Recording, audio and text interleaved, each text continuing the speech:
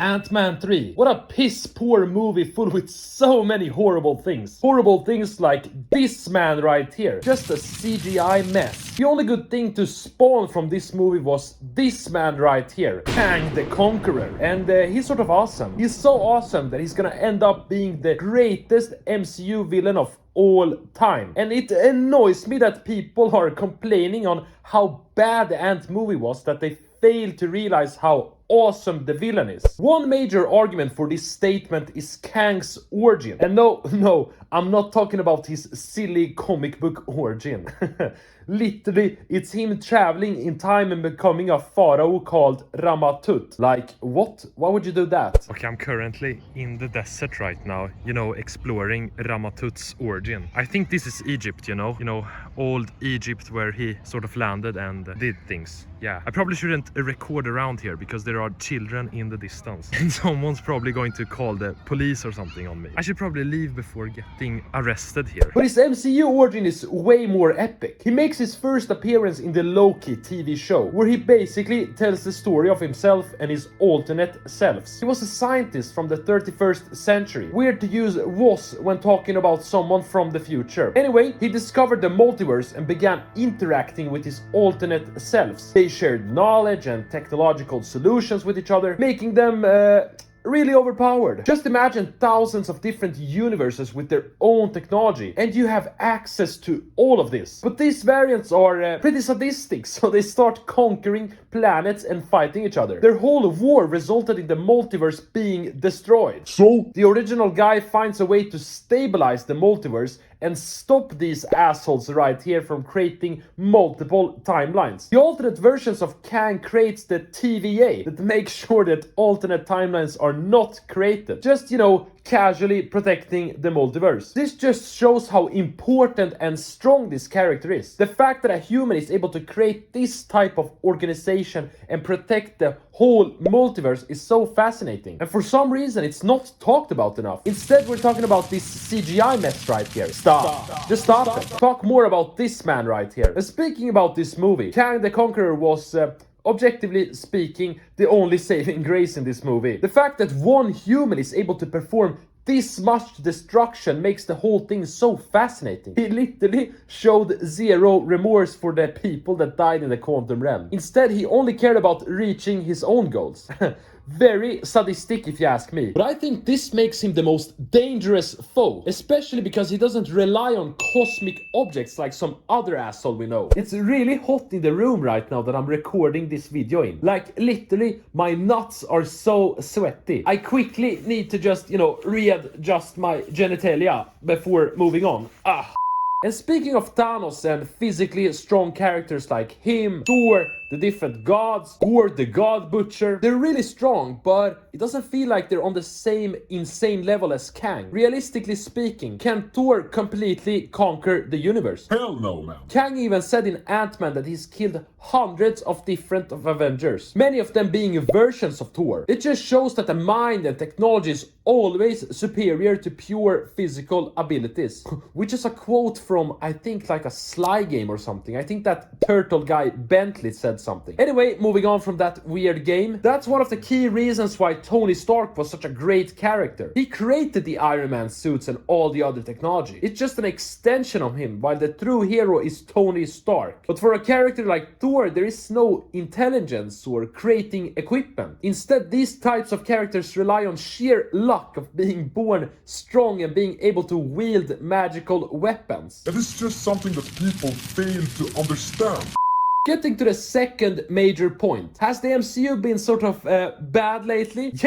Yes, of course. Phase 4 was a massive dumpster fire. But this is something that's gonna force Marvel to learn from their mistakes. There's just no room for screw-ups anymore. If they completely mess up the next set of Marvel movies, especially the Avengers ones, then they're completely screwed. But I'm pretty confident that they won't mess it up. Mainly because they don't have the previous characters to fall back on. Back in the day, you could say, hey man, we have Iron Man, Captain America and Thor. If everything goes south, we can just fall back on this. But now you have to rely on these people right here, especially on a new villain that can take over the mantle from Thanos. And don't you worry, because Kang has already been set up in a beautiful way, being a more relatable character that uses his immense intelligence to reach his goals. He just brings something completely new and fresh to the big screen. Although Thanos was new to the big screen, he's always been popular in comics and animated shows. Even characters like Loki and Ultron have always been popular. So it's nice to see something new and refreshing and getting away from that old guard, man. Like, oof, get away from me. It's also gonna be refreshing to see someone challenge the Avengers on the intellectual plane, which is something that people refuse to talk about. He Who Remains is a great example. He created the TVA to prevent the timelines from being screwed over. Being able to develop and coordinate and sustain this level of influence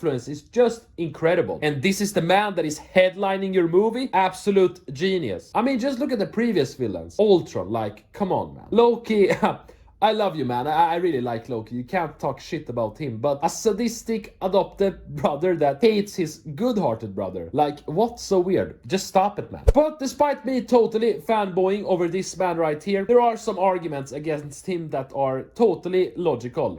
The main one being, how can a human from Earth even have this much responsibility? We're talking about a human establishing a bureaucracy, yeah, nice word, that fights his evil alternate selves from breaking the timeline. Yeah, that feels a bit over the top, no matter how smart you are. Maybe there's a good explanation in the Loki show. Probably him being such a technologically advanced guy that you can't really compete with him. Also, he had some weird creature that spawned from the whole war that he used to his favor. But how can you be that much smarter than all of your alternate selves, especially when they work together like these assholes right here? It just doesn't make a lot of sense. Maybe because of that monster thing that he used to sort of end the war, but still, man. Anyway, speaking of these assholes right here, does anyone really know their end goal? Like, what's the point of destroying the whole universe? I get it, you want to conquer worlds and totally dominate the universe. But what's the point of destroying everything? The plan feels a bit vague and just, you know, to be honest, it feels like a Swedish smorgasbord. There's a lot of things going on and you can pick and choose a lot of different meals. I don't know what I'm talking about. I think I'm really hungry.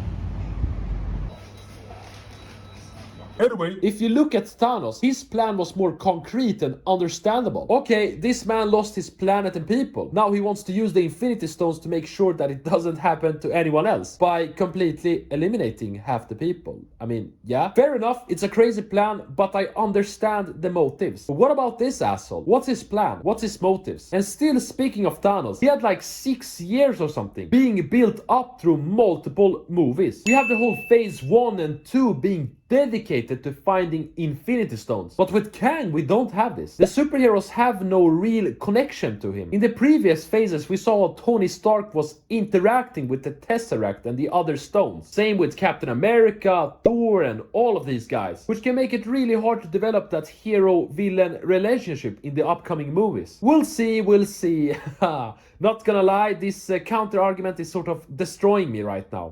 It is time to counter the counter-argument. And despite this counter-argument being relatively valid, the fact that you have more time to prepare and build up a villain like Thanos, and Kang not really having that much time, especially with phase 4 being horrible. But ask yourself this question right here. How much of a build-up did Thanos really have during that time? Thanos has only made appearances in 5 different movies. And out of these 5 movies, 3 of them was just minor appearances. His screen time throughout these movies is like 4 minutes tops. And out of those 4 minutes, he wasn't even talking 80% of the time. I'm sorry, but that's not a solid build-up. Especially if you look at Kang. He was a constant theme throughout the Loki TV show. And that alternate version of Kang, or whatever you say. What? I just confused myself there. But what I'm trying to say is that Kang's development has just been superior than Thanos, and there's no way around it really. Also, how much do we actually know about Thanos? I mean, really, we know that his world completely erupted into chaos because of overpopulation. But like, how did an overpowered race like the Titans go extinct? Thanos is immensely strong, as well as being rich and handsome and controlling an overpowered army.